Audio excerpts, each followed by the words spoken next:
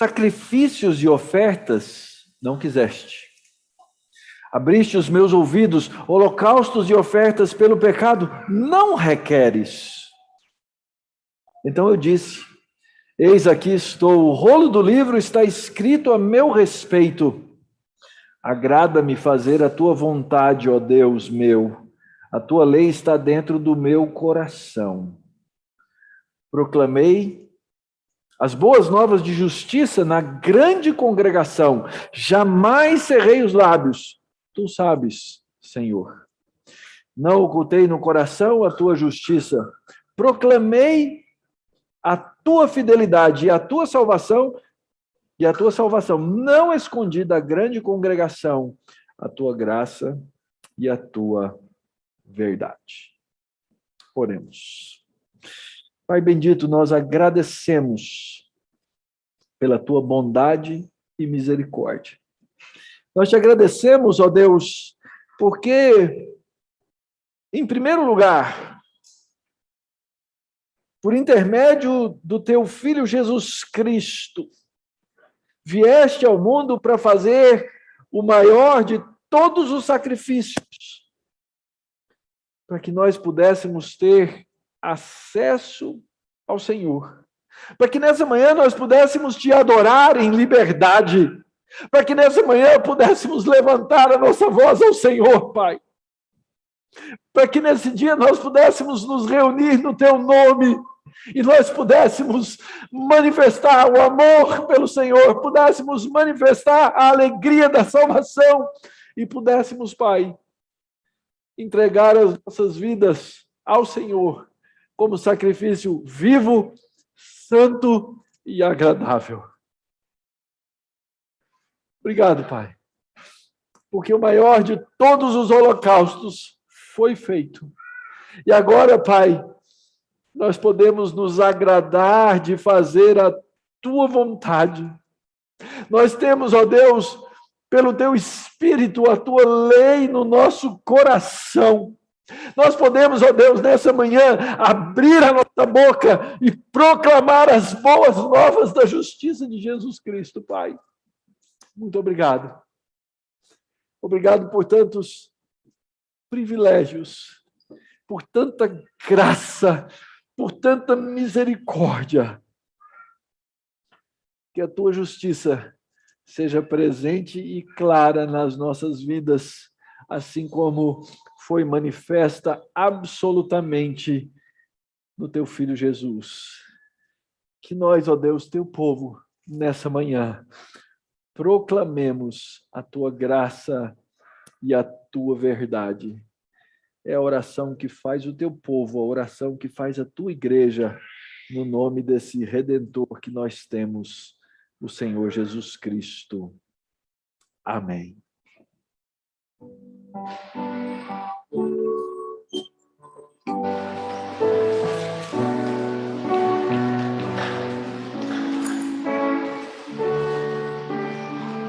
Minha alma canta ao Senhor, teu nome adorarei. Bendiga todo o meu ser ao Senhor, seu nome adorarei.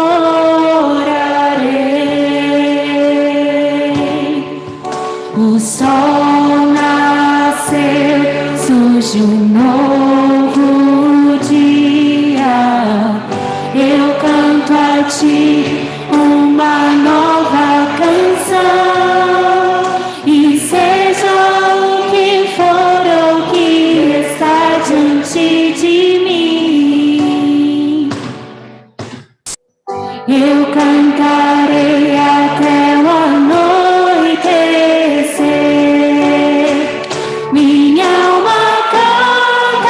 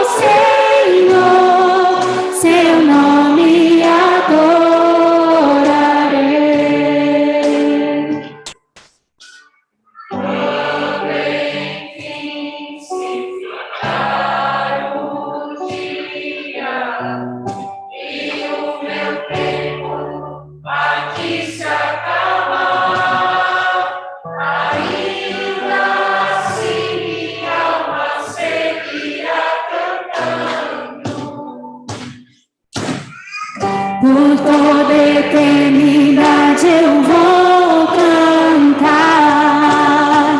Minha alma canta ao Senhor, seu nome adorarei. Bendiga todo o meu ser ao Senhor, seu nome adorarei. Seu nome adorarei. Seu nome adorarei.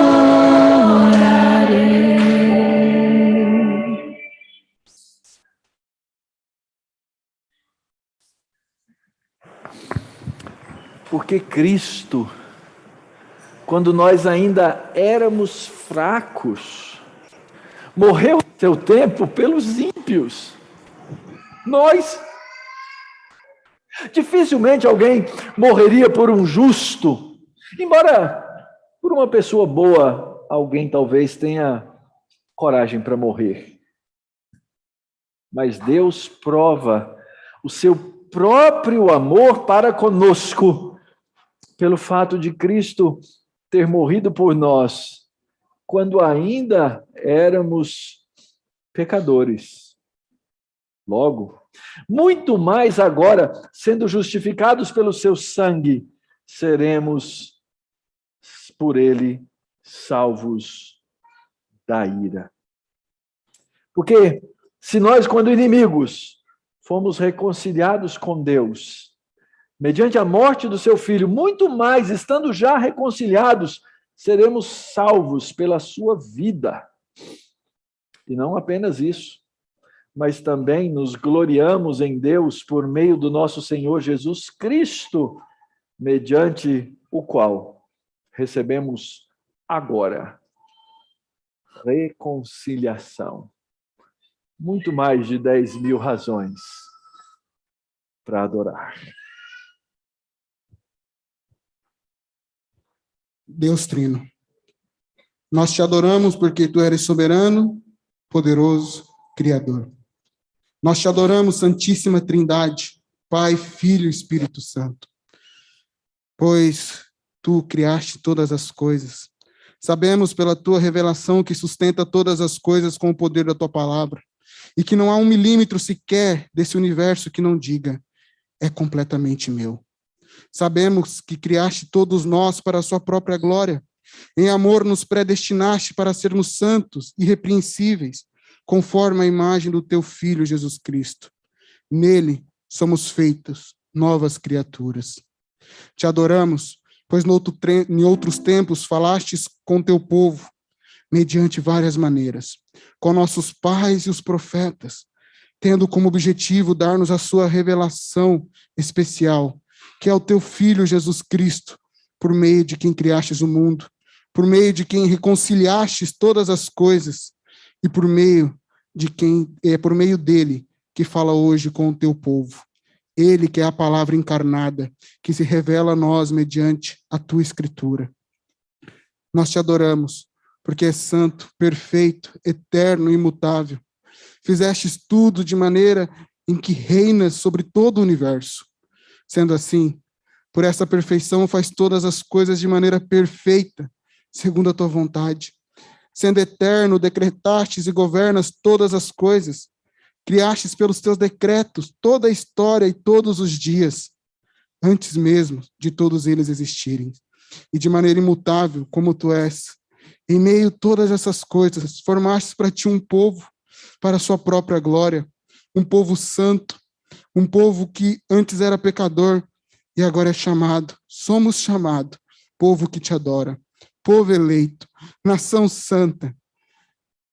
Nos fizeste mediante o teu Filho, lá na cruz, nos reconciliastes. Nós te adoramos, porque todas essas obras que o Senhor fez no esplendor da criação, na sua onipotência. Glória e honra te rendemos a ti, ó Rei dos Reis, Senhor dos Senhores, que eras, que és e que há de vir, eterno Deus Trino. Amém, amém e amém. Irmão, irmã, crianças, deixa eu falar para as crianças. Eu quero ver vocês cantarem, crianças. Nós cultuamos juntos, adoramos a Deus. Você tem que cantar também, tá bom? Quero ouvir a voz de todos falando a respeito desse Salvador maravilhoso que nós temos, Jesus Cristo.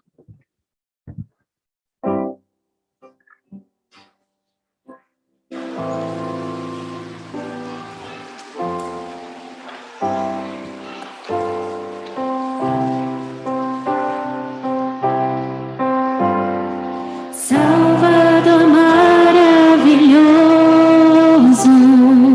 Deus que tomou o meu lugar, quando Ele entregue ao Calvário, morto pra nos salvar, morto pra nos salvar. Consolador, conselheiro, Deus que me vem abraçar, na noite escura da alma, tu vens comigo andar, tu vens comigo andar. Por isso nós te adoramos, por isso vamos louvar, pois essa graça que sara, só tu nos podes dar, só tu nos podes dar.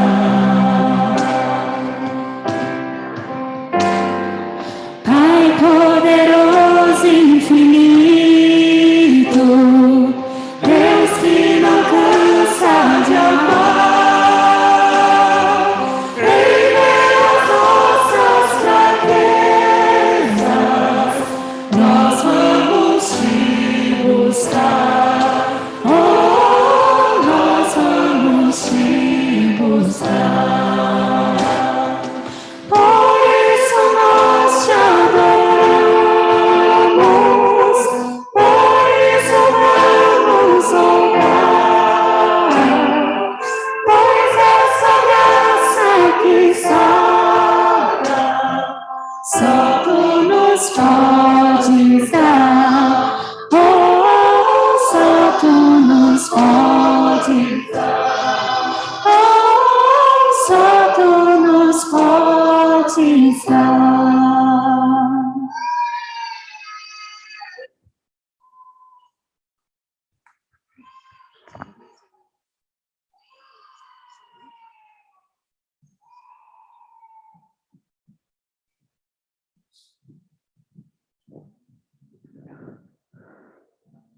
Continuando a nossa leitura da carta aos Hebreus.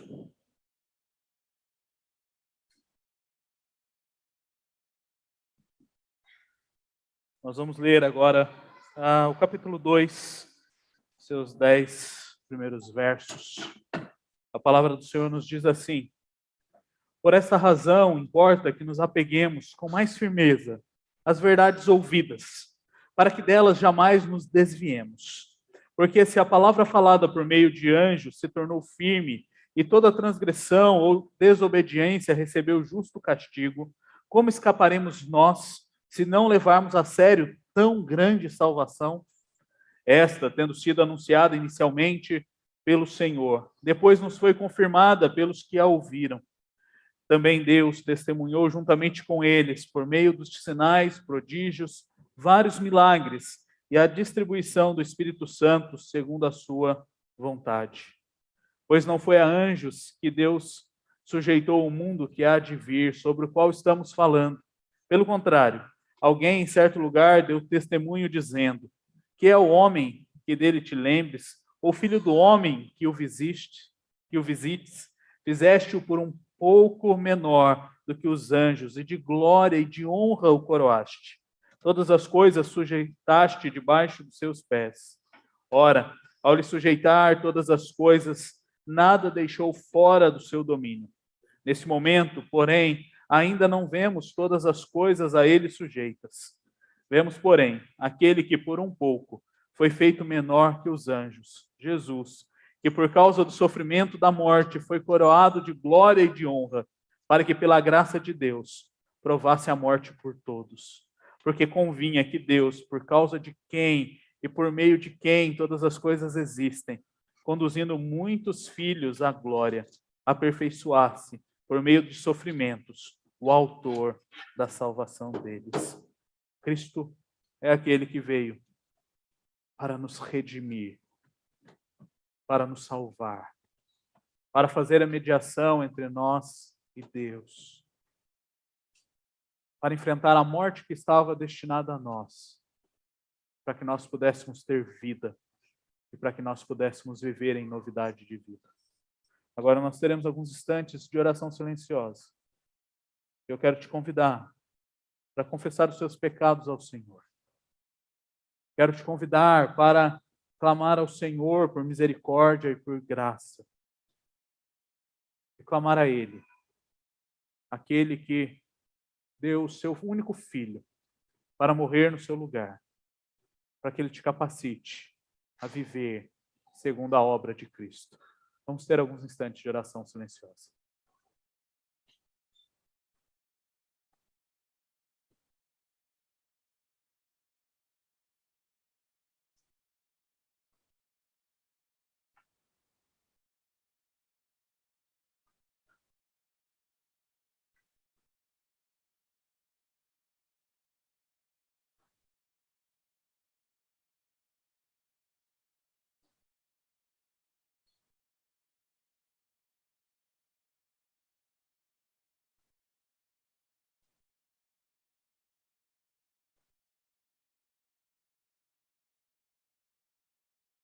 Senhor, nós nos colocamos diante de Ti nesta manhã, reconhecendo, ó Pai, que somos pecadores, reconhecendo que necessitamos da Tua graça, que necessitamos da Tua misericórdia e que necessitamos do Teu perdão. Pai, nesta manhã nós nos colocamos diante do Senhor como igreja, com o intuito de adorar o Teu nome, de ouvir a Tua palavra. E ao lermos a Tua palavra, ao nos depararmos com a Tua majestade, nós entendemos o quanto nós precisamos de Ti. Sem Ti, nós não podemos nem Te adorar. Sem Ti, nós não podemos viver. Sem Ti, nós não podemos ser santos. E por isso, Senhor, clamamos mais uma vez a Tua graça sobre as nossas vidas. Pois temos pecado contra o Senhor. Temos transgredido a Tua lei, muitas vezes individualmente e coletivamente como igreja.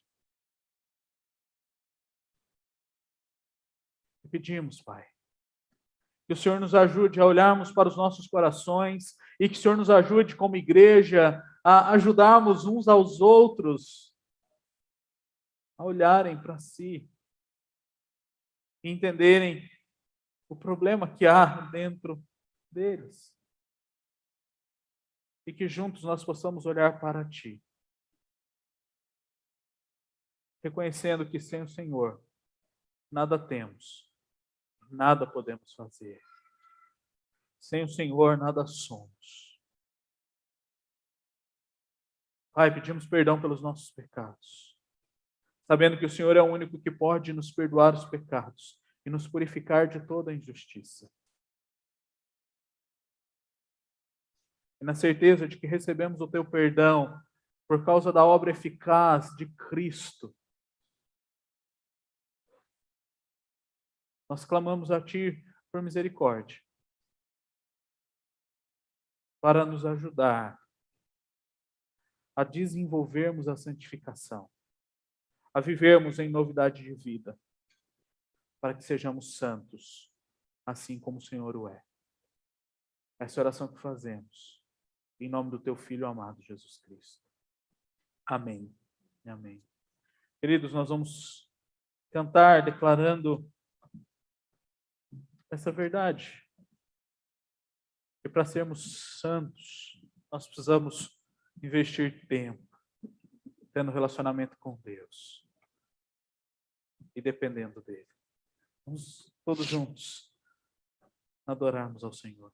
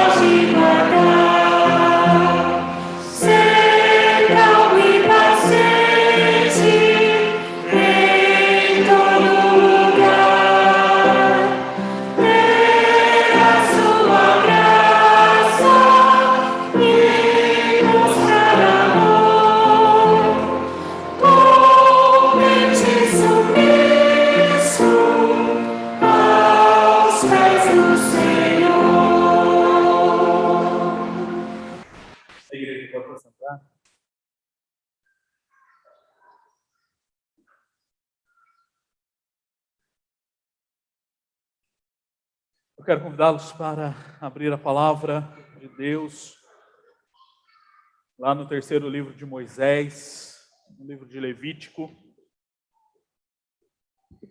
E nós faremos a leitura e a exposição do primeiro capítulo de Levítico. Então, Levítico, capítulo 1.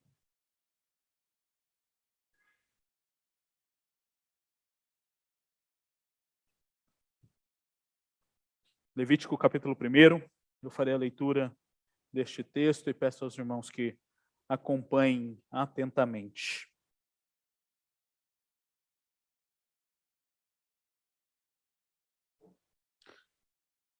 O Senhor chamou Moisés e da tenda do encontro lhe disse: fale aos filhos de Israel e diga-lhes: quando alguém trouxer oferta ao Senhor, traga um animal do rebanho de gado ou do rebanho de gado miúdo.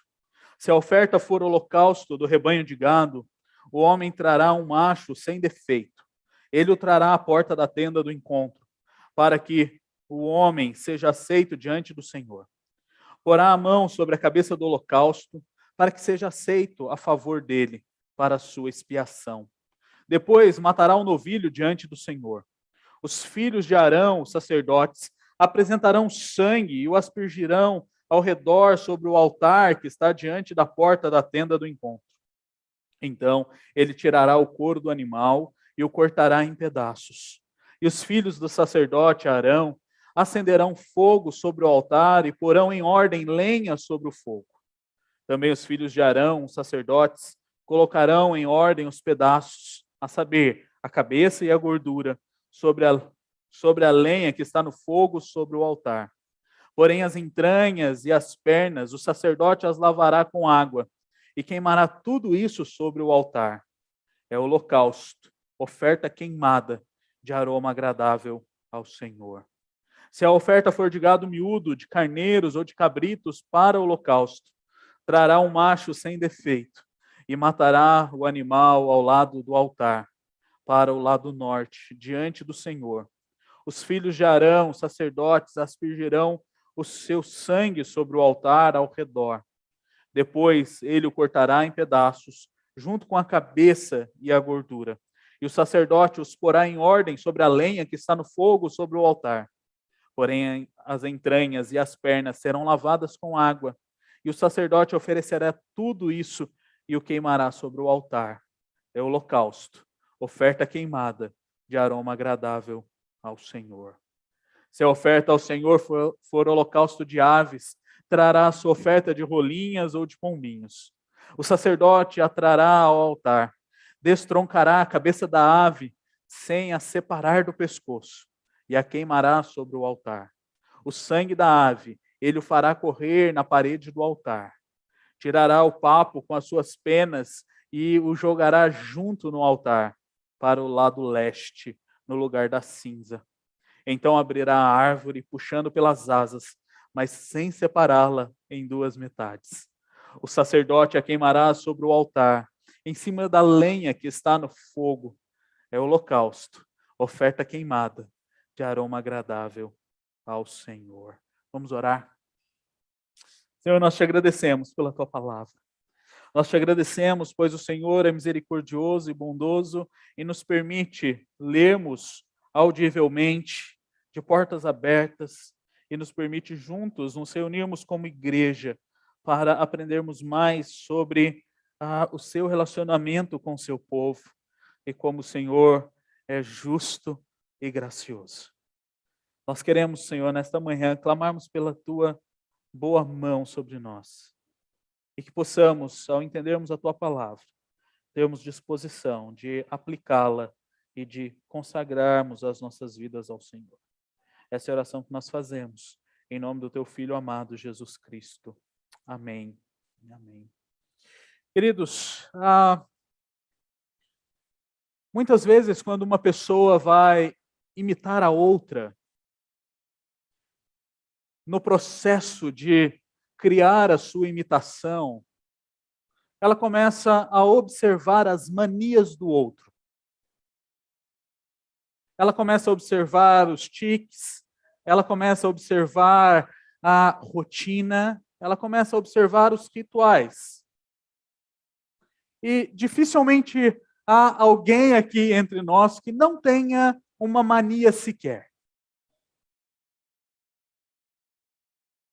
Muitas das manias que são desenvolvidas, elas podem se tornar superstição.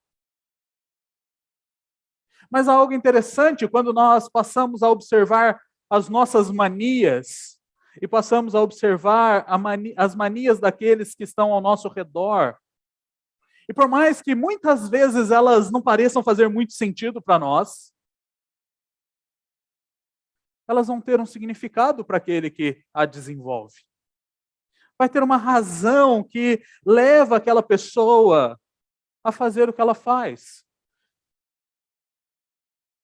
Seja tirar os sapatos na porta e acumulá-los antes de entrar em casa, no hall de entrada do apartamento.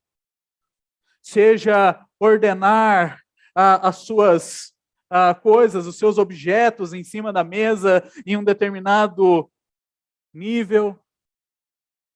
Seja organizar a biblioteca por cores de livros, ou nome de livros, ou gêneros de livros. Seja até mesmo a ordem das suas ações quando você entra dentro de um carro. Coloca o cinto primeiro, engata a primeira, pisa um pé, tira o pé, fecha a porta, abre o vidro, e coisas do gênero. Talvez para o outro não faça muito sentido, mas para você faz. para você, as suas ações, as suas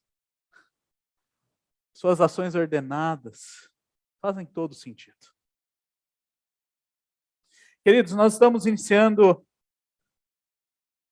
primeiro capítulo do livro de Levíticos. E nós vemos, domingo passado, essa estrutura quiástica que há no livro, esse quiasmo, que ele faz essa forma de X se relacionando do início ao fim. E nós vemos a repetição das ideias ao decorrer do livro de Levítico. E aqui, nessa primeira parte, depois, na última parte do livro, nós vamos ver que o texto fala sobre os sacrifícios. Fala sobre um ritual que deveria ser seguido e que tinha uma intenção por trás dele. Depois o texto vai falar sobre os sacerdotes, as leis que os regiam. Depois vai falar da necessidade de purificação. Depois fala especificamente da expiação, e talvez este seja um termo que você vai ouvir domingo após domingo na exposição de Levítico. E ao final da exposição desse livro, provavelmente você vai entender um pouquinho melhor sobre a expiação. E nós vemos que o texto ele volta a se repetir. E tudo isso é dado, tudo isso é feito como instruções do Senhor, para que o povo então pudesse se relacionar com Deus. Deus ele chama Moisés e ele então instrui Moisés como deveria ser o rito, como o povo deveria agir e o que deveria acontecer naquela tenda, naquele tabernáculo que havia acabado de ser construído. Ele começa então a dar os passos. Ele começa a dizer o que deve ser e como deve ser. E quando nós olhamos para Levítico, nós vemos que nada do que acontecia, nenhuma daqueles rituais eram invenções de homem. Porque nós vamos ver aqui detalhadamente, como nós acabamos de ver no capítulo 1, detalhadamente, que o Senhor ele vai especificar cada ação. Ele vai especificar cada provisão e como ela deve ser feita. E nós vimos ainda no domingo passado que nós não devemos ler Levítico apenas como um livro na perspectiva da lei.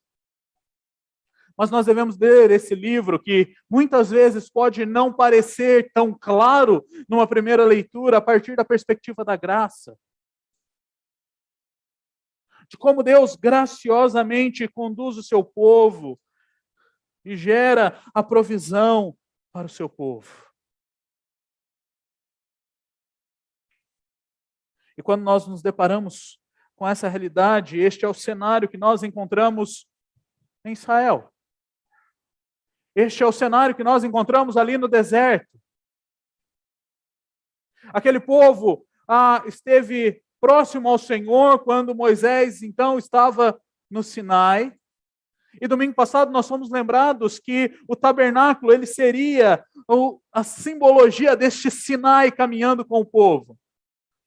Deus continuaria se relacionando com o povo. E nós vimos um pouco sobre essa estrutura de como as tribos se ordenariam diante do tabernáculo. E nós vemos que elas estão ali nos 4 cantos. E nós vimos então que os levitas, a tribo de Levi, os sacerdotes estariam mais próximos do tabernáculo, porque eles trabalhariam no tabernáculo, e Moisés e Arão estariam ali de frente para o tabernáculo. E nós vemos que aqueles homens eram instruídos por Deus para ali conduzir o povo na adoração a Deus.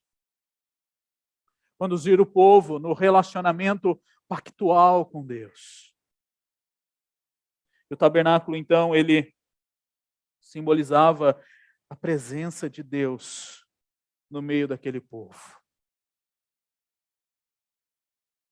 Quando nós nos deparamos com o capítulo 1 de Levítico, nós vemos aqui a descrição fundamental daquilo que seria desenvolvido na vida sacrificial, no sistema sacrificial daquele povo.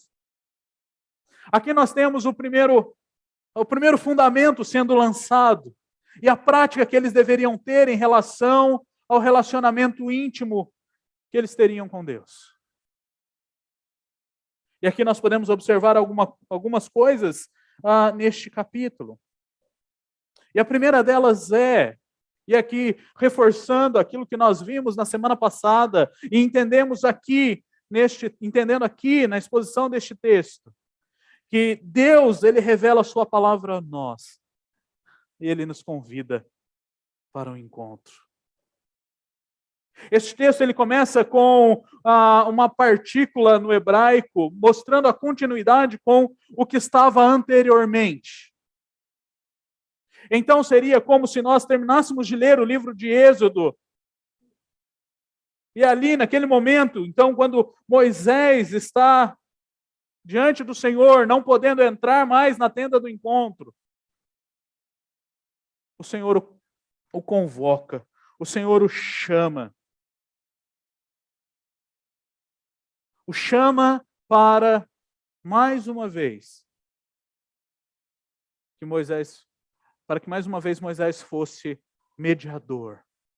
Para que mais uma vez Moisés levasse a mensagem do Senhor para o povo. E o Senhor o chama, e o verso 1 diz, então, o Senhor chamou Moisés, e da tenda do encontro lhe disse. O Senhor lhe disse, Moisés, lá na porta da tenda do encontro, lá na porta do tabernáculo. O Senhor então diz a Moisés, fale aos filhos de Israel e diga-lhes, quando alguém trouxer oferta ao Senhor, traga um animal do rebanho de gado, ou do rebanho de gado miúdo. E ele começa a descrever este holocausto, essa oferta queimada, como é chamado. Este holocausto ao Senhor. E aqui nós entendemos que o nosso relacionamento com Deus está fundamentado em Deus, porque é Deus quem nos chama para esse relacionamento. E é Deus que se revela e revela a sua mensagem a nós. Quando nós olhamos para essa estrutura sendo apresentada, o Senhor ele vai revelar as leis do tabernáculo e como aquele tabernáculo iria funcionar.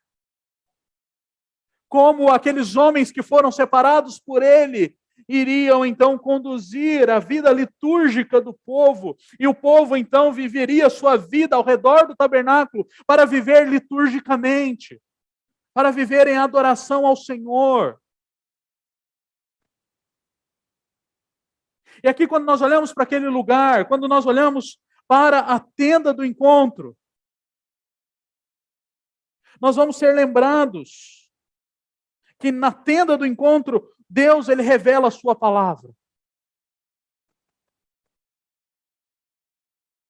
É dali que o Senhor fala com Moisés.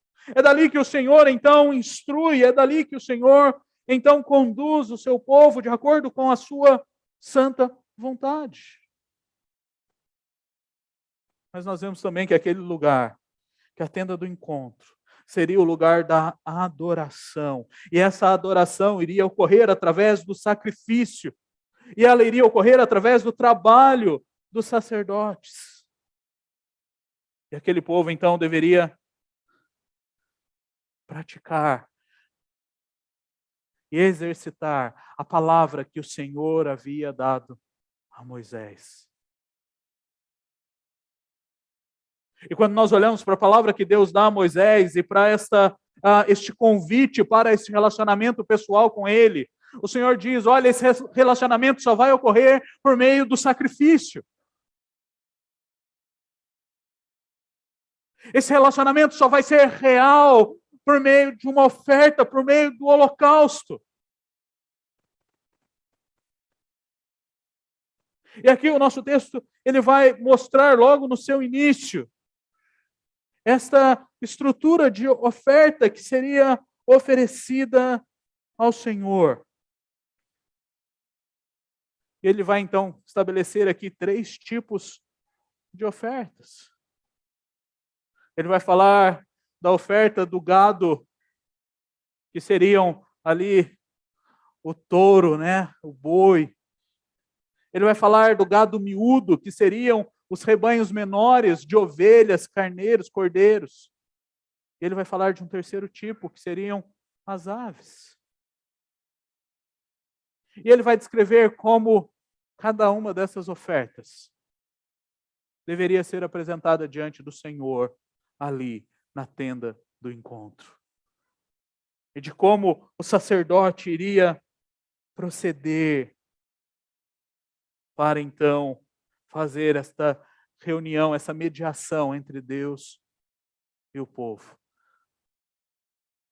Queridos, quando nós olhamos para esta realidade, desta primeira palavra que o Senhor Deus então dá a Moisés, e essas primeiras instruções que Deus dá a Moisés, ele vai mostrar que esta oferta queimada, que este holocausto que seria oferecido ao Senhor, era em favor daquele que o ofereceria, para que ele fosse aceito diante do Senhor, para que ele pudesse ter a sua expiação.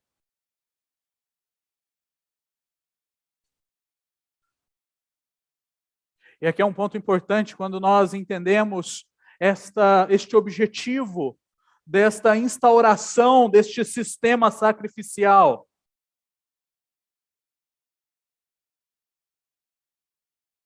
Para que nós estivéssemos diante do Senhor, para que aquele povo estivesse diante do Senhor,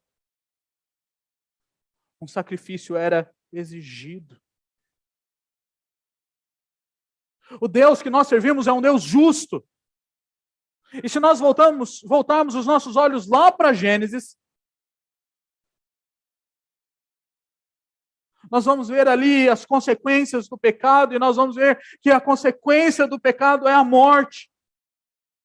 E essa consequência, ela não é dada apenas depois que o homem peca contra o Senhor. Essa consequência é dada antes. Se você ler Gênesis 2, lá no verso 17, ele vai dizer assim, olha, não coma do fruto dessa árvore, porque certamente você vai morrer.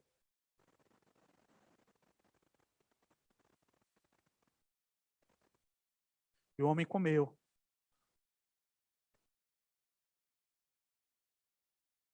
E a morte era verdade. Por mais que a serpente tenha tentado enganar Adão e Eva, a consequência era a morte. Quando nós olhamos para o Novo Testamento, nós vemos Paulo dizendo que nós estávamos mortos nos nossos delitos e pecados. Então, como consequência do pecado sendo a morte, nós precisamos entender que somente a morte, somente o sacrifício pode fazer expiação pelos nossos pecados. O pecado exige sacrifício. O pecado exige sangue. O pecado exige expiação. Se você olhar para Levítico, e à medida que nós formos lendo o livro de Levítico, você vai ver que este é um dos seus temas principais.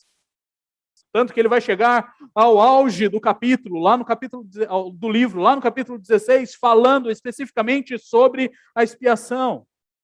Sobre essa necessidade de que a expiação seja feita. E essa palavra, ela vai aparecer aqui 48 vezes no livro de Levítico. Nesses 27 capítulos, ela aparece 48 vezes, e a minha pesquisa foi feita na versão NAA. Então ela pode mudar aí de versão para versão, dependendo da tradução, mas é mais ou menos esse número. Mas o que chama atenção não é isso. O que chama atenção é que em toda a Escritura ela vai aparecer 83 vezes. Então as outras 35 vezes que aparece a palavra e o termo expiação estão fora de Levítico. Nos outros 38 livros. E aqui nós entendemos que ao olharmos para estes ritos sendo estabelecidos, para olharmos para esse sistema sacrificial sendo estabelecido, nós vamos ver que ele vai ser estabelecido por causa do pecado. Porque o pecado, ele exige expiação. Porque sem expiação, sem o sacrifício, sem o derramamento do sangue, nós não temos reconciliação com Deus. E este é um dos significados deste termo. Expiação refere-se à reconciliação necessária entre duas partes. E nós precisamos dessa reconciliação com o Senhor. Nós não podemos fazer essa reconciliação por nós mesmos, com aquilo que temos ou com aquilo que somos.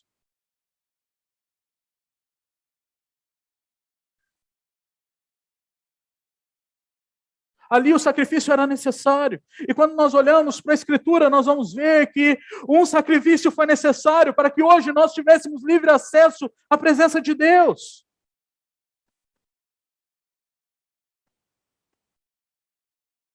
Todo esse sistema sacrificial estava apontando para aquele que viria fazer eficazmente esse sacrifício.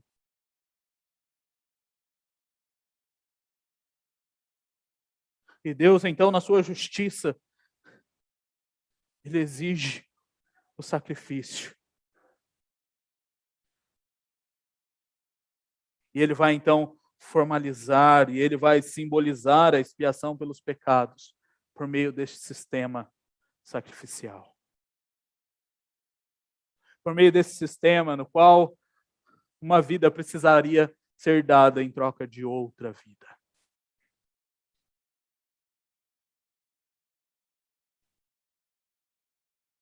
Nós precisamos entender isso para entendermos a seriedade da vida de santidade.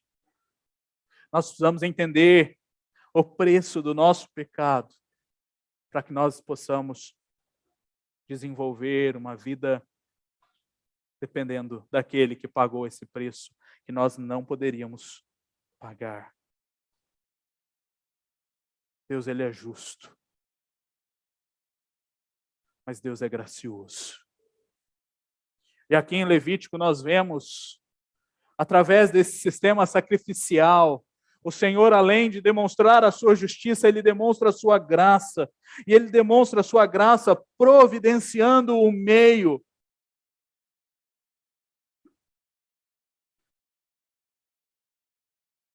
É o Senhor quem providencia o meio. É o Senhor quem instrui, é o Senhor quem mostra, olha, o relacionamento só é possível, o relacionamento só vai se tornar real por minha causa. E aqui nós vamos olhar mais a fundo os detalhes desse capítulo. O meio providenciado pelo Senhor era a oferta queimada, o holocausto.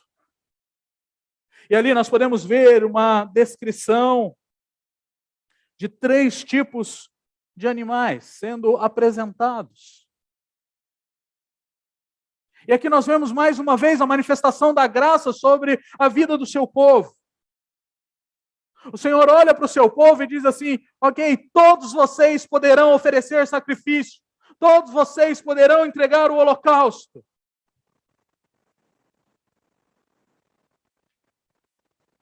E Ele faz isso mostrando que estes animais estavam em categorias econômicas. Ele começa com o gado, ele começa então com o boi, sendo este provavelmente um dos animais mais caros, que nem todos tinham acesso a ele. Depois nós vemos o Senhor falando, olha, se você não for oferecer então o gado, você pode oferecer do gado miúdo. Você pode oferecer ali do cordeiro, da ovelha. Estava numa classe mais média.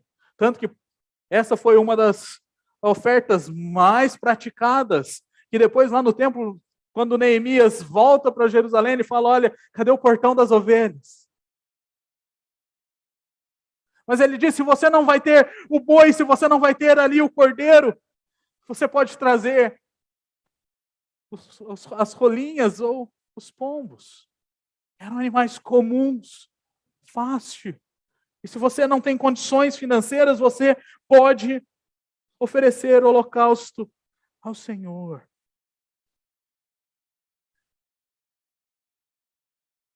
E quando nós olhamos para a estrutura estabelecida aqui da prática do holocausto, nós vamos ver este processo ritualístico sendo estabelecido. Era um ritual que precisava ser cumprido. As coisas precisavam estar organizadas e precisavam ser acertadas. E se você olhar as 3 estruturas de sacrifício, os 3 tipos de animais que seriam oferecidos, eles basicamente vão ter os mesmos passos que deveriam ser dados. Então a pessoa, ela, para estar diante do Senhor, para se relacionar com o Senhor, para oferecer esta oferta agradável ao Senhor, de aroma agradável ao Senhor, ela precisava então pegar a sua oferta, seja ela do gado miúdo ou das aves. Ela deveria chegar na porta da tenda e ela deveria apresentar ao sacerdote para holocausto. Mas se você olhar o texto, você vai ver que há um ato há uma ação muito clara do ofertante naquele momento. Não era simplesmente chegar com o animal na porta e falar assim: aqui, sacerdote, isso aqui você põe lá na minha conta. Faz aí todo o processo. Não. Se você olhar para o texto, você vai ver que lá no verso 3 ele vai dizer assim: o homem trará então um animal que seja sem defeito. E a ideia é que aqui do sem defeito é que ele não tivesse nenhuma deformidade física, que ele fosse um animal saudável, que ele fosse um bom animal. Não era uma oferta daquilo que sobrava, não era uma oferta daquilo que seria refúgio, mas seria do melhor daquele rebanho. E ele então deveria apresentar ao sacerdote, para que ele fosse então aceito diante do Senhor. E o texto então vai dizer lá no verso 5, depois matará o novilho diante do Senhor. Quem mata o novilho é quem está oferecendo o holocausto.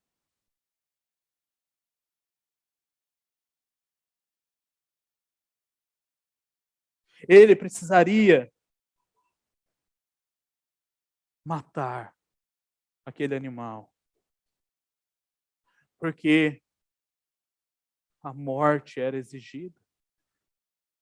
Uma vida deveria ser dada pela outra.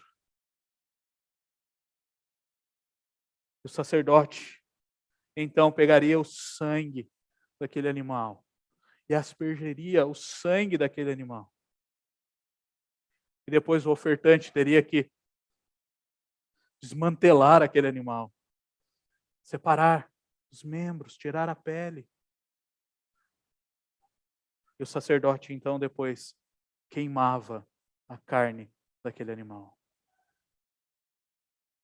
Quando você olha aqui para o verso de número 4, o verso número 4 diz que o ofertante, então, ele precisa, ao apresentar aquele animal, colocar a mão sobre aquele animal, como se ele dissesse: olha, este animal agora é o meu representante.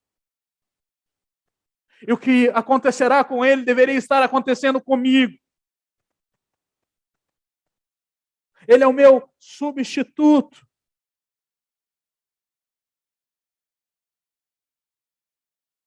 Ao matar aquele animal, o ofertante estava dizendo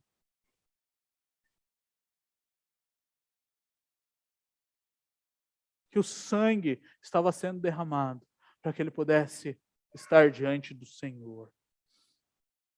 E quando nós olhamos para esta oferta queimada, nós podemos ver que não há aqui nenhuma parte do animal que era separada ou deixada de lado.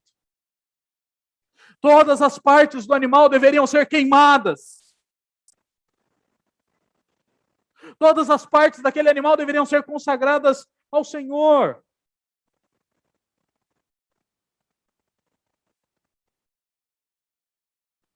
Durante essa semana, no nosso recém-inaugurado grupo de estudo de Levítico, um dos nossos irmãos perguntou, mas por que que o texto vai falar, olha, lá no verso 9, porém as entranhas e as pernas, o sacerdote as lavará com água e queimará tudo isso sobre o altar. E depois ele vai repetir novamente, lá no verso 13, do gado miúdo, porém as entranhas e as pernas serão lavadas com água e o sacerdote oferecerá tudo isso sobre o altar. Por que que nós vemos essa prática? Porque para oferecer o sacrifício ao Senhor, aquele animal deveria estar limpo. Para ser oferecido para o Senhor, o sacerdote lavava todas as entranhas, para que aquela oferta não fosse contaminada com o estrume do animal. Ele lavava então as pernas e as entranhas, para que aquele animal fosse oferecido ao Senhor no altar, limpo.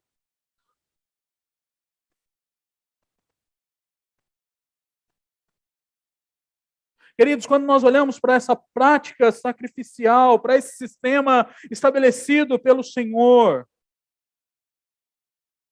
nós podemos ver a demonstração da graça de Deus. Nós podemos ver a satisfação da justiça do Senhor. E era assim que aquele povo adorava a Deus. 2 vezes ao dia havia sacrifícios. E este sacrifício mostrava esta identificação, essa substituição. Mostrava a morte como algo necessário para que houvesse vida. E havia uma consagração total de tudo. Tudo era queimado. E isso era, então, aroma agradável ao Senhor. Oferta suave ao Senhor. Queridos, quando nós olhamos para a nossa realidade, e olhamos para a realidade do pecado, nós vamos entender que o pecado não é algo simples. Não é algo que vai ser relevado no processo do nosso viver. Mas nós vemos que o pecado é algo sério. Tão sério que ele exigiria a morte.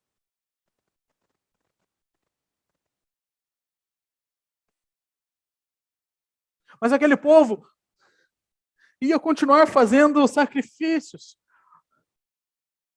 Porque gado nenhum, independente do seu tamanho, seria capaz de satisfazer de uma vez por todas a consequência do pecado.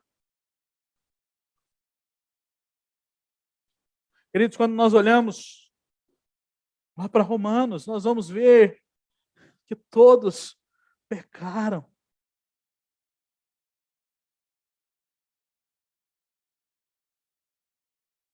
Nós precisamos entender que o nosso pecado também leva à morte. E nós precisamos entender que alguém vai morrer por causa do nosso pecado.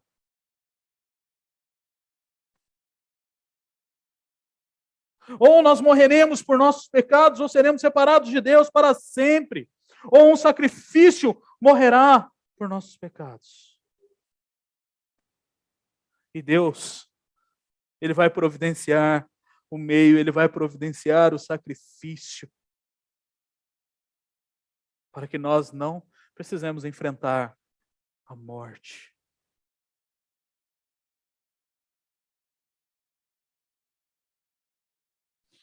Nós lemos esses dias, em 2 domingos, Romanos 3, e vimos na exposição de Romanos 3, que Deus é quem faz todas as coisas. Ele é justo e Ele é o justificador. Deus, Ele vai providenciar um sacrifício pelo nosso pecado quando Ele mesmo se encarna em carne. Quando Ele vive uma vida sem pecado, quando Ele morre como nosso sacrifício pelo pecado na cruz, e quando Ele ressuscita da sepultura. Quando nós recebemos Jesus como Salvador da nossa vida e aceitamos o seu sacrifício na cruz pelos nossos pecados, então a sua morte é suficiente como pagamento dos nossos pecados. Queridos, Deus, Ele providenciou o meio lá no Antigo Testamento. E este meio apontava para a obra que Ele iria fazer. O sistema sacrificial instaurado por Deus em Levítico é um prenúncio de Jesus, do seu sacrifício na cruz. Os sacrifícios ali apresentados eram atos físicos, mas eles apontavam para a realidade espiritual. Ele apontava para a necessidade que nós temos deste relacionamento com Deus.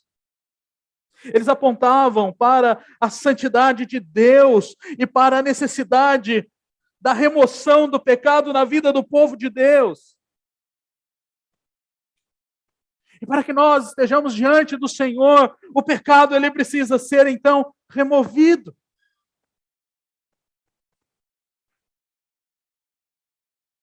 Essa estrutura sacrificial de pegar o animal, levar o animal à porta da tenda, colocar a mão sobre o animal, mostrando que ele seria o substituto, imolando aquele animal, ao aspergir o sangue sobre o altar, depois tirar e separar o animal em partes, lavar o intestino, as partes íntimas do animal, as pernas, e depois queimar tudo aquilo como oferta agradável ao Senhor, apontava para a misericórdia de Deus. E Ele proveu os meios para que o pecado fosse removido. E Ele convidou as pessoas à sua presença.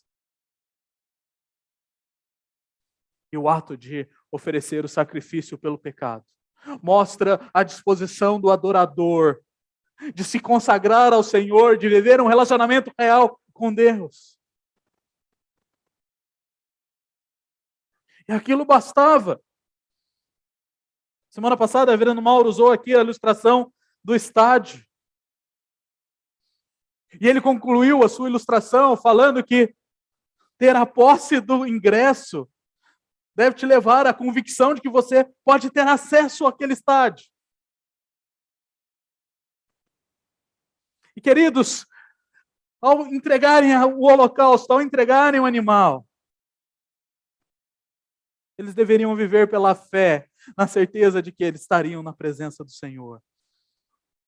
E ao reconhecermos e aceitarmos a obra de Cristo, nós estamos com esse ticket na mão, sabendo que por meio da obra de Cristo, mesmo sem termos visto Cristo naquela cruz, mesmo sem termos visto Cristo ascendendo aos céus, nós podemos estar na presença de Deus. E isso é graça. Olha o que o autor de Hebreus vai dizer, capítulo 9, verso 11 a 14. Quando, porém, Cristo veio como sumo sacerdote dos bens já realizados, mediante o maior e mais perfeito tabernáculo, não foi feito por mãos humanas, quer dizer, não desta criação, e não pelo sangue de bodes e de bezerros, mas pelo seu próprio sangue, ele entrou no santuário, uma vez por todas, e obteve a eterna redenção. Portanto, se o sangue de bodes e de touros e a cinza de uma novilha aspergidos sobre os contaminados os santificam quanto à purificação da carne, muito mais o sangue de Cristo, que pelo Espírito eterno, a si mesmo ofereceu sem mácula a Deus, purificará a nossa consciência de obras mortas para servirmos o Deus vivo. Jesus, ele tira o nosso pecado, porque ele morreu como sacrifício pelos nossos pecados na cruz. E Paulo aos Romanos, ele vai dizer lá no capítulo 4, quão alegres são aqueles cujas iniquidades são perdoadas e cujos pecados são cobertos.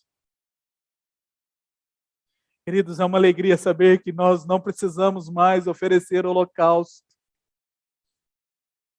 É uma alegria saber que os nossos pecados foram perdoados por causa da obra de Deus. Por causa da expiação que Cristo fez.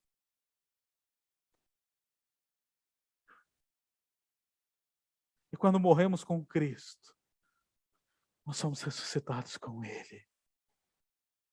Quando morremos com Cristo, nós podemos viver este relacionamento íntimo com Deus. Nós podemos experimentar aquilo que Deus nos chama para fazermos. Nós podemos experimentar este encontro maravilhoso.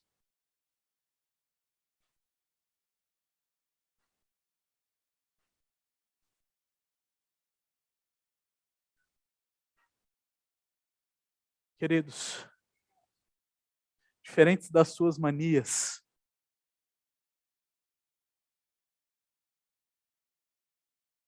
incomparavelmente diferente das suas manias. Esse ritual que devia ser feito na ordem estabelecida por Deus, da maneira como Deus queria que fosse feito, ele aponta para Cristo.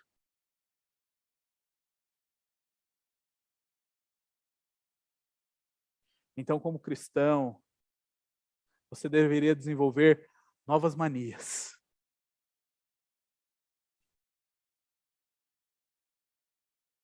Você deveria desenvolver novos hábitos. Hábitos que irão refletir a obra eficaz e suficiente de Cristo. O sacrifício de Cristo. Hábitos que te levarão para um relacionamento real com aquele que providenciou todos os meios para que você passasse pela expiação. Que seus pecados fossem expiados. E nesse processo de desenvolver novos hábitos e novas manias, você deve entender a gravidade dos seus pecados. E saber que seja ele qual for, ele exige sacrifício expiatório. Mas pela graça você não precisa fazê-lo mais, porque Cristo já fez. Mas isso não faz de você, e não deve levar você a viver uma vida confortável e tranquila, dizendo, ok, já foi feito por Cristo, eu vou viver a vida do jeito que eu quero viver. Não. Paulo aos Romanos vai olhar para essa realidade, vai olhar para a obra de Cristo, para o sacrifício de Cristo, e ele vai dizer, ok, agora vocês devem viver pela renovação da mente de vocês, por essa transformação, por essa mudança de vida, e vocês devem apresentar o seu corpo, vocês devem se apresentar diante do Senhor como sacrifício vivo, agradável diante do Senhor. Isso não é o que você pode fazer, só Cristo pôde fazer por você, e você só pode fazer por meio dele. Então você deve confiar na obra de Cristo.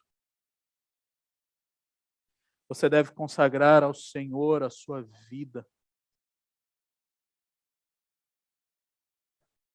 E aqui nós podemos pensar em duas situações diferentes. E aqui eu estou pensando em dois ouvintes diferentes.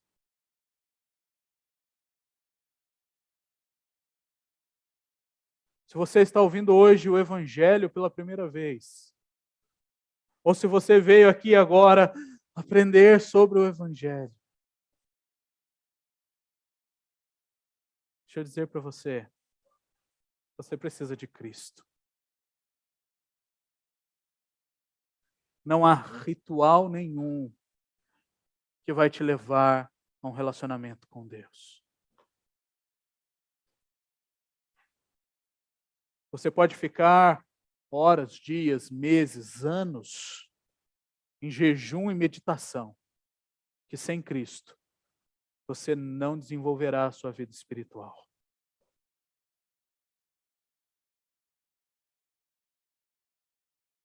Então confie nele. Professe-o como Senhor e Salvador da sua vida. Consagre a sua vida a Ele, toda, integral.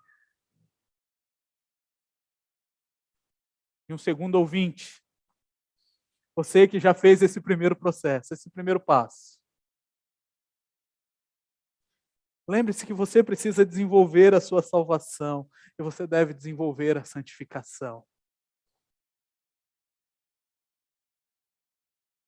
Queridos, a justificação é um ato único. E ela foi eficazmente feita por Cristo. Ele te justificou e você pode confiar nisso. Você não vai perder a sua salvação. Mas a santificação não é um ato único. A santificação é um ato que depende de você neste processo de se relacionar com Deus e de viver a sua vida consagrada ao Senhor.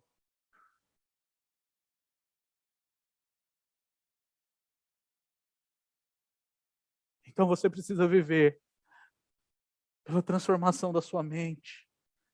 Você precisa viver este processo do qual você vai se despir do velho homem e vai se revestir do novo homem. E você vai abandonar as práticas do pecado, as práticas imorais, as práticas que desonram o nome desse Deus que providenciou todos os meios para a sua expiação. E vai se revestir do novo homem em Cristo Jesus. Vai se revestir como santo e eleito de Deus. E vai desenvolver a vida de santidade. E ambos os ouvintes, ao olharem para a cruz, devem ser gratos pela graça. E essa aplicação veio do grupo de estudo. Muitas vezes somos levados e somos acostumados a dizer meu corpo, minhas regras. Muitas vezes somos levados a afirmar essas manias são minhas, eu sou assim. Você que se acostume comigo assim.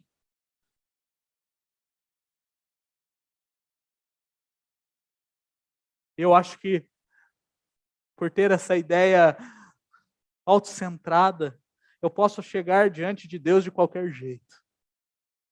Eu posso viver a minha vida diante de Deus de qualquer jeito. E nós passamos a viver uma vida que desvaloriza os meios que Deus criou para nos relacionarmos com Ele. Já foi feito na cruz. Você deve ser grato, porque você não precisou fazer nada. Mas a sua gratidão deve te levar a uma vida diante de Deus, a uma vida de boas obras. Não apenas obras de misericórdia e de assistência social, mas boas obras que mostrem o seu viver em resposta àquilo que Deus fez. Que Deus nos dê graça para olharmos para Deus e moldarmos a nossa vida àquilo que Deus nos fala e a maneira como Deus quer que nós vivamos. Nós vamos nos colocar em pé agora e nós vamos louvá-lo pela sua providência e por essa providência que nos trouxe a redenção, a expiação.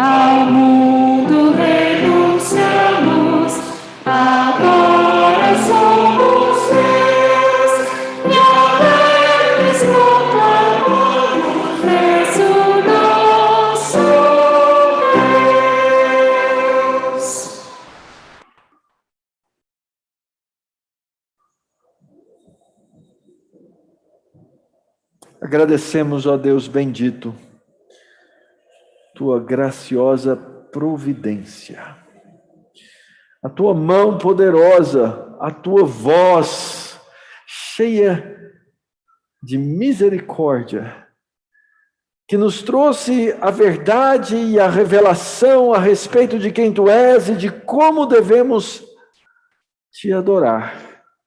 E por isso, ó Deus, nessa manhã, na pessoa do teu Filho, que derramou o sangue pelos eleitos, pelos teus filhos, que pagou o preço, que eliminou o nosso estado de inimizade contra o Senhor. Nós te adoramos, nós glorificamos o teu nome, nós bendizemos o Senhor, ó Pai, e nós nos submetemos à tua vontade santa e graciosa. Por isso, Pai, recebe a adoração. Encontra-nos, ó Deus, aqui como o sacrifício vivo, santo e agradável na pessoa do teu Filho Jesus, ó Pai. Recebe-nos, apesar da nossa pessoal imperfeição, na perfeição do Filho do Senhor, que se apresentou como sacrifício no nosso lugar. Obrigado, Pai, pela tua palavra, que nos mostrou todas essas coisas. Obrigado, Deus, porque por essa palavra fomos trazidos à família da fé, e por essa palavra somos instruídos, e por essa palavra, Deus, somos movidos a viver vidas santas perante tua face. Tira de nós, ó Deus, toda impureza, todo pecado, todo desejo de pecar, para que vivamos alegremente na tua presença diante da família da fé. E naquilo, ó Deus, que continuamos a pecar, naquelas coisas, ó Deus, que o nosso coração tem lutado contra a tua santidade, por amor de Jesus, lava-nos, renova-nos nesse sangue, Pai, para que possamos viver de modo digno da vocação a qual o Senhor nos chamou. Rogamos, ó Deus, intercedendo nessa manhã pelas missões, rogamos pelo reverendo Henrique, sua esposa Shirley, por tantos outros missionários ao redor do mundo, ó Deus, que nesse dia estão empenhados em cumprir a grande comissão, como membros, como parte da igreja que são do Senhor. Rogamos, ó Deus, pelo consolo sobre aqueles que estão enlutados, pelos enfermos, nossas crianças que têm tantas vezes sofrido, Senhor, exatamente em função da pandemia, das mudanças de tempo. Preserva-os, ó Deus, na tua presença. Oramos, ó Deus, mais uma vez, pela Europa hoje, pela Ásia, onde crescem os números de contaminação pela Covid, crescem as mortes, que o Senhor use de misericórdia. Agradecemos, ó Deus, pela nossa escola dominical, pelos nossos filhos sendo assistidos pela palavra, pelos professores, por aqueles que coordenam, organizam, se esforçam, se dedicam para que tenhamos o bom ensino. Também, ó Deus, rogamos pela escola dominical para os adultos, que o Senhor estimule mais gente, mais irmãos e irmãs a virem aprender esse currículo da palavra de Deus, domingo após domingo. Obrigado, ó Deus, pelas famílias que se achegaram a nós, pelos novos membros que recebemos, e oramos por aqueles que estão sendo preparados, ó Pai, para a membresia da igreja. Que o Senhor trate da sua mente, dos seus corações na tua presença, alegrando-os, colocando-os de maneira desejosa de participarem plenamente dessa comunhão. Rogamos pelas mamães grávidas, a Ivy, a Tati, a Jaque, a Roberta, que o Senhor cuide e guarde de cada uma delas, protegendo-as debaixo da tua mão poderosa. Nessa manhã, ó Deus, rogamos pela Igreja Presbiteriana de Vila Mariana, pelos seus pastores, o reverendo Gustavo, Eduardo, Marcelo, que o Senhor guarde aquela igreja, guarde a sua liderança, a sua membresia, Pai, debaixo da tua mão poderosa. Rogo pela igreja da Vila Maria, pelo reverendo Dario, o reverendo Alexandre, que o Senhor os guarde, proteja, abençoe, dê sempre viço a essas igrejas, ó Pai, para que continuem a cumprir a tarefa de levar o evangelho. Rogo também nessa manhã, ó Pai, pela igreja presbiteriana central, lá de Campo Grande, reverendo Wagner, aqueles irmãos, que o Senhor guarde, cuide a todos. Temos aqui hoje irmãos de outras igrejas, Pai. Rogo que o Senhor esteja abençoando cada uma dessas comunidades pela tua bondade e misericórdia. E assim, ó Deus, irmãos de diferentes denominações que amam ao Senhor também sejam cumpridores dessa mesma missão. Agradecemos a Deus pela formatura do Vitor, que será no próximo final de semana, que será agora no mês de dezembro, e que o Senhor continue preparando o coração dele para essas coisas todas. Abençoa as demais programações que temos na igreja, abençoa o nosso país, Pai. Vivemos tempos tão difíceis, tem misericórdia sobre os nossos governantes, traz graça sobre o Brasil na pregação da tua palavra. É a oração que faz a tua igreja, que faz o teu povo, no nome de Jesus, o nosso Senhor. Amém. Que o Senhor vos abençoe e vos guarde. Que o Senhor faça resplandecer o rosto sobre vós e que o Senhor tenha misericórdia de vós. E que sobre vós o Senhor levante o seu rosto e vos dê a paz. No amor de Deus o Pai, na graça de Jesus o Filho e na comunhão doce do Espírito Santo, hoje e sempre. Amém. Sentemos, irmãos.